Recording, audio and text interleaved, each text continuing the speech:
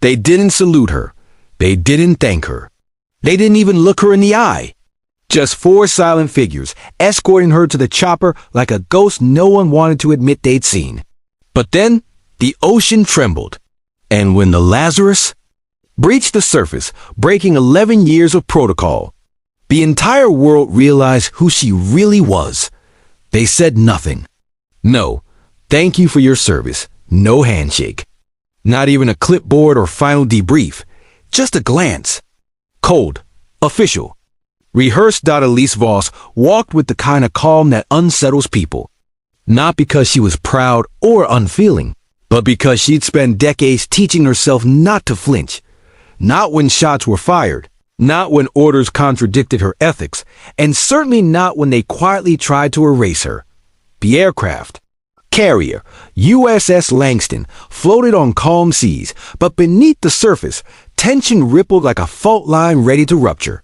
Everyone was pretending this was standard protocol. A quiet reassignment. A routine rotation. But Elise knew better. No. Commander is rotated, with only 4 hours' notice. No senior officer is removed in silence, without ceremony. Without even so much as a cover story. She'd seen enough disappearances in her time to know when one was being planned. The difference this time? She was the target. She scanned the deck. One last time as the rotor started to spin. No friendly faces, just silence. Eyes turned away. Conversations that stopped the moment she passed. She boarded the chopper without resistance. They had won. Or, so they thought. 36 hours earlier, Elise had sat alone in her cabin, analyzing an intercepted signal, something that didn't belong. A stray ping from beneath the polar shelf. It wasn't Chinese. It wasn't Russian. It wasn't even military. It was ancient. Not in age, but in design. An old distress protocol, decommissioned in 1999, a signature that only one vessel in the history of the U.S. Navy had ever carried. USS Lazarus.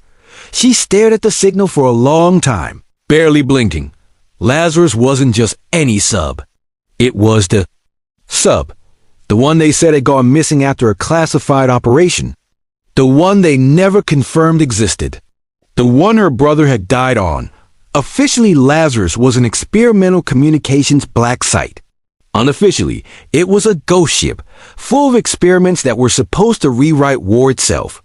Neural command relays, synthetic consciousness, testing, remote warfare piloting, the kind of tech people killed to bury. And Elise had just found it. She should have stayed quiet. Should have erased the data, shut down the terminal, gone back to pretending she was just another by-the-book officer coasting toward retirement. But that's not who she was. Instead, she ran a triple layer. Decrypt, scrubbed her digital footprint, and hand-delivered the report to Admiral Reyes, or at least, that's what she thought she did. When she got to his office, it was empty. Not empty like he's out for lunch. Empty like it had never existed. Desk cleared. Nameplate gone. His name already removed from the digital roster. As if he'd never been part of the ship. Her clearance dropped. 2 hours later. By midnight, her cabin lock was changed. By morning. She had a new set of orders, sealed. Her departure time, 1300. Hours. Her destination, unspecified. Her escort, 4 silent men, no insignia. The only clue she had was a single note, hand-scrawled, slipped under her door. You were never supposed to find it. But it found you. Or. That's when she knew. They weren't just removing her from the Langston. They were trying to make her disappear. The chopper's blades beat the air like a war drum, but inside, Elise sat perfectly still. Outside the window, the ocean stretched. Infinite and blue, a peaceful lie. Below that glassy surface, secrets swam like sharks. She wasn't sure which she feared more, the men who had just tried to erase her, or what she had uncovered. She had memorized the Lazarus frequency pattern. It still looped faintly in her mind, like a lullaby sung through metal. One part of her still hoped it was a mistake. A glitch, a ghost ping from a wreck long rusted into silence.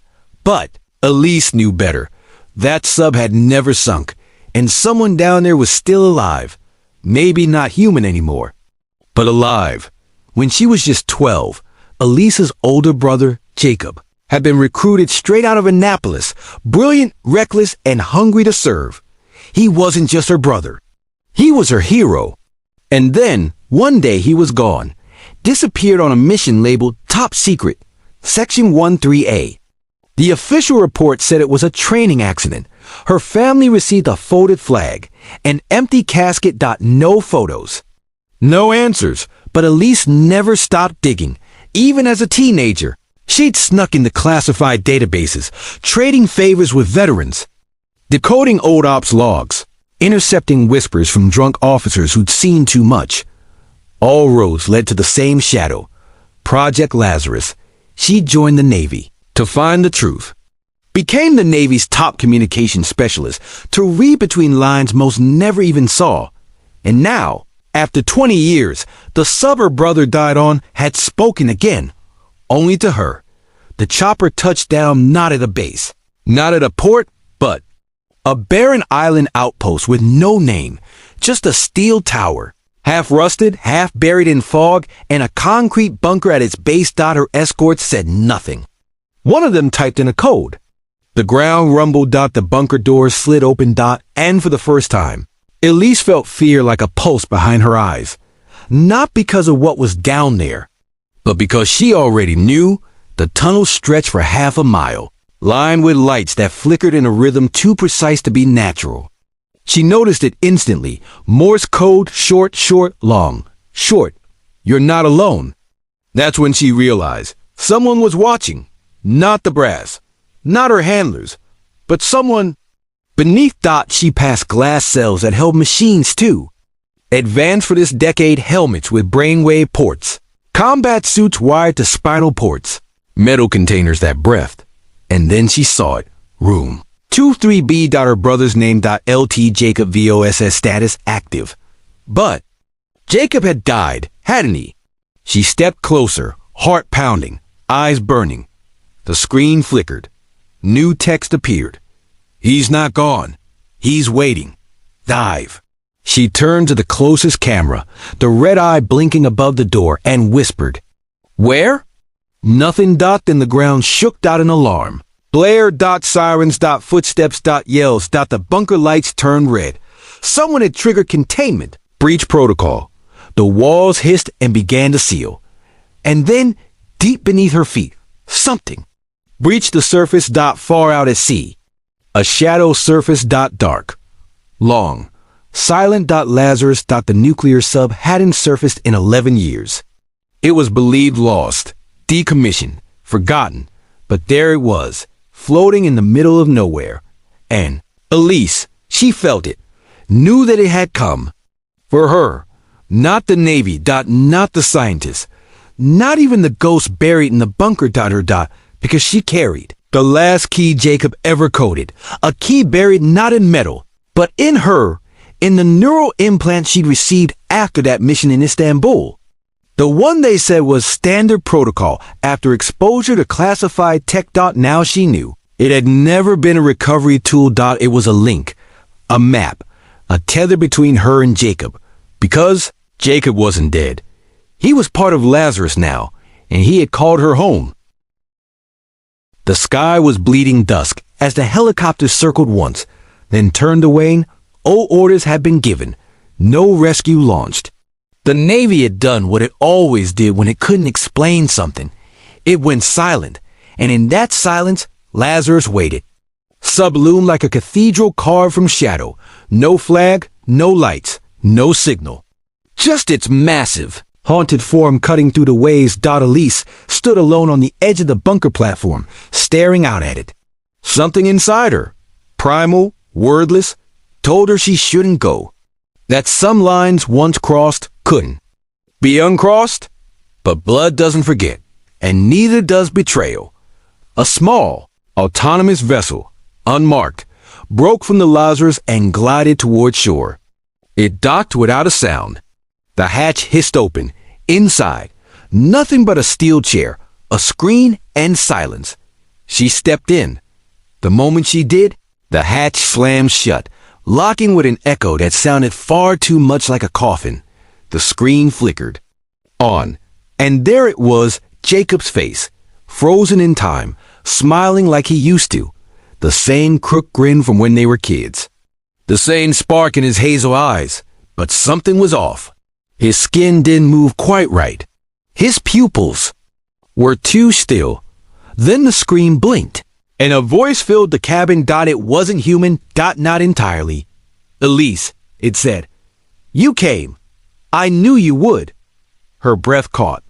Jacob, she whispered. There was a pause, like a machine trying to remember how to speak like a brother.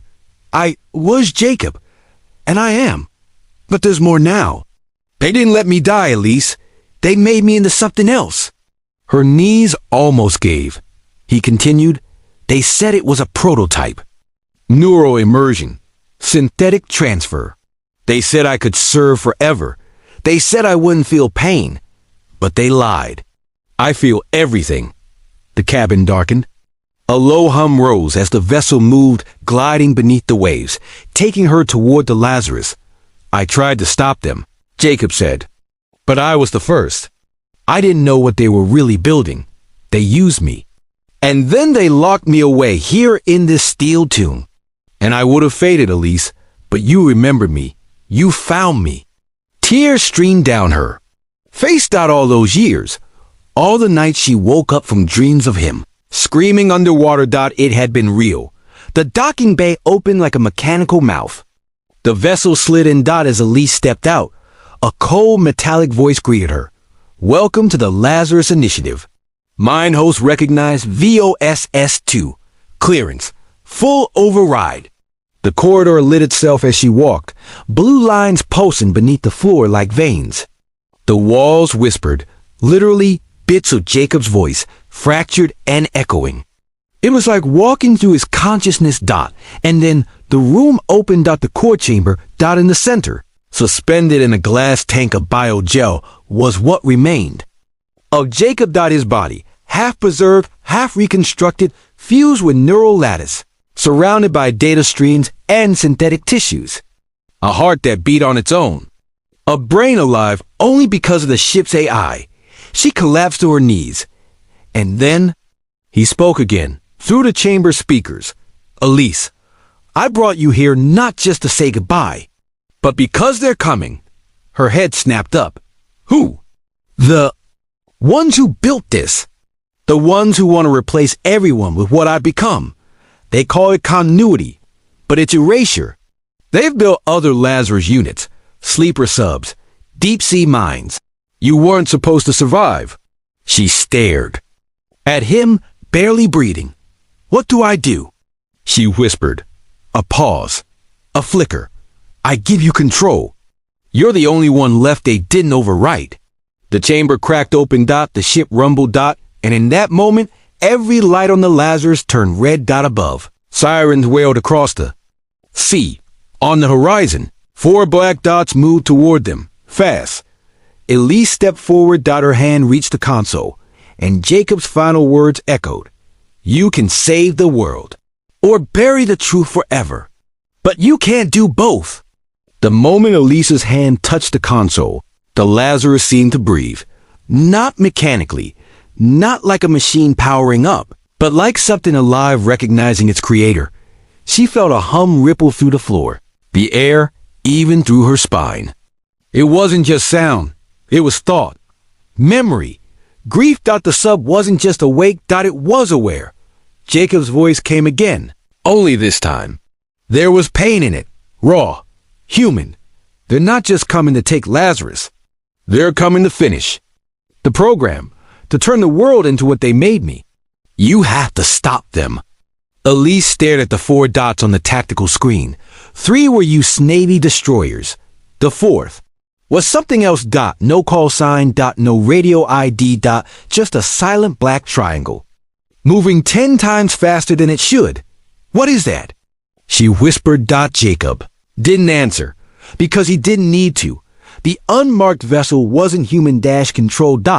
It was Project Continuity's prototype.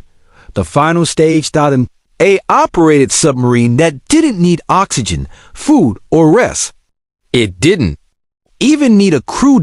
Needed only one thing: to erase all evidence of the original Lazarus and everyone connected to it, which meant her. Elise, Jacob said, voice weaker now. As if fragmented, I linked the Lazarus to your neural signature. It's part of you now. If they breach the hull, they'll take you. They'll digitize everything you are. Your memories, your mind, like they did to me. She stared at the screens, hands trembling. A prompt blinked on the console.